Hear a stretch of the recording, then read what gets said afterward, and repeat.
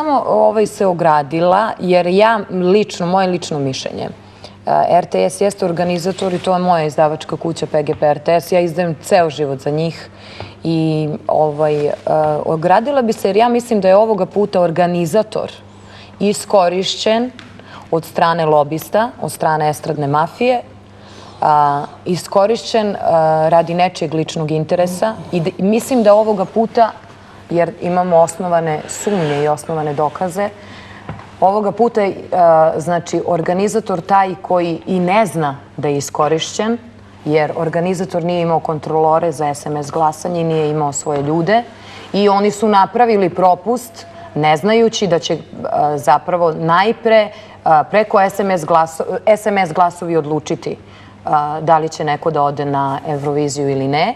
I zato pokušavam sa mojim advokatom Ljubišom Živadinovićem, večeras ćete nas gledati na RTS-u u emisiji Oko u 18:20. Tu će biti Olja Kovačević, voditeljka, i naravno Sandra Šuša, koju izuzetno poštujem, koja je muzički urednik Beovizije i televizije RTS.